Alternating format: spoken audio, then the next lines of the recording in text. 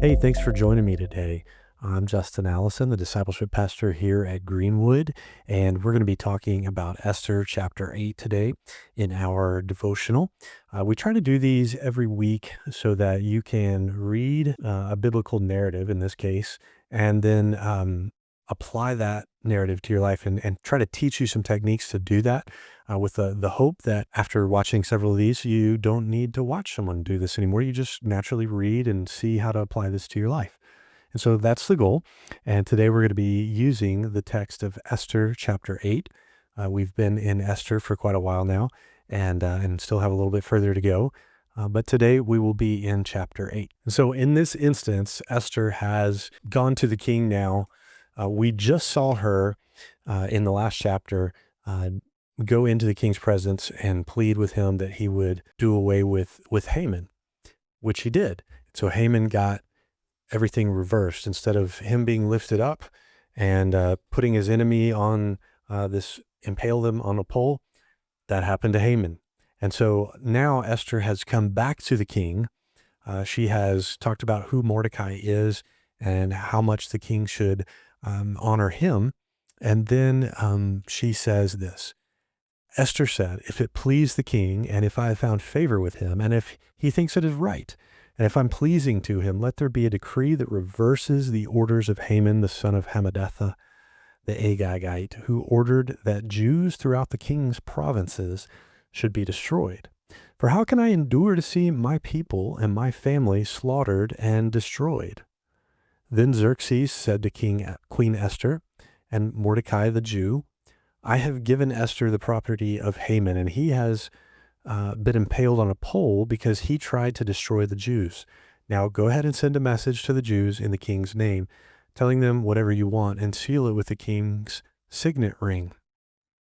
But remember that whatever has already been written in the king's name and sealed with his signet ring can never be revoked." And so at this time, that was evidently the common practice. Whatever a king had decreed, that was the law, and not even a king could override that. And so in this particular instance, that's the tension in this particular scene of the overarching narrative of Esther. The tension here is that the king is bound by something he has already decreed. And so is God bound by decrees? Is God bound by the same system that human powers are? That's kind of a question that we have in the back of our mind here. And so as we're thinking through this, Esther and Mordecai create this proclamation. They send it to all the 127 provinces, and they have everybody look it over, and we're told what it says in verse 11. The king's decree gave the Jews in every city authority to unite to defend their lives. They were allowed to kill, slaughter, and annihilate anyone of any nationality or any province who might attack them or their children and wives, and to take the property of their enemies. The day chosen for this event throughout all the provinces of King Xerxes was March the 7th of the next year. A copy of this decree was to be issued as law in every province and proclaimed to all peoples so that the Jews would be ready to take revenge on their enemies on the appointed day.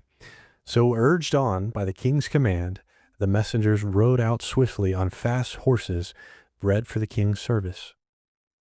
This same decree was also proclaimed in the fortress of Susa. In this particular instance, Mordecai and Esther came up with this idea that although they could not revoke what had already been said, that on the specific day people could kill the Jews and take their property, what they changed was that now the Jewish people are allowed to defend themselves.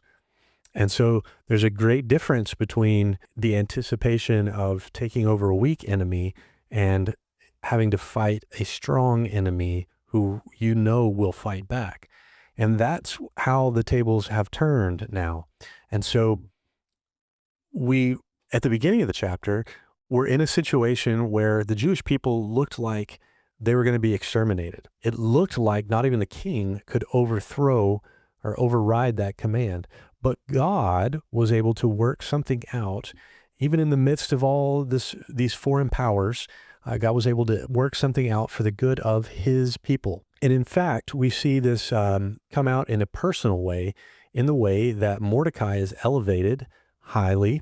He's given all of the authority and possessions that Haman had. And then we also get a clue into this in verse 15, when it says that he left the king's presence wearing a robe of blue and white, a crown of gold, and outer cloak of fine linen and purple. And so in this zoomed in picture of Mordecai, we see that God is able, God is willing, God has the power to reverse the fortunes of his people, to take what was meant for bad and use it for good.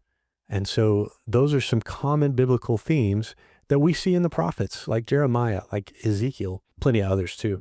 But we see those themes work out here as well. And so it's not a new command or a new biblical idea, but it is presented in a different way in the story of Mordecai and Esther. And we see that even for these two individuals, God is not detached.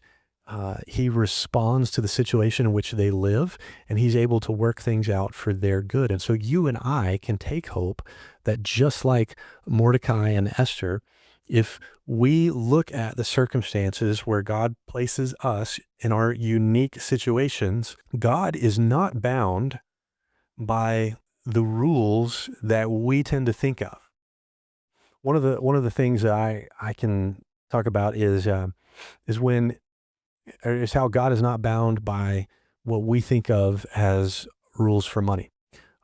We tend to, let me put it this way. I personally tend to think of whatever income I'm going to have from my job is the amount of income, the amount of money I have to work with. And that's just not the case, because I serve a God who owns the cattle on 1,000 hills. In other words, who has unlimited resources.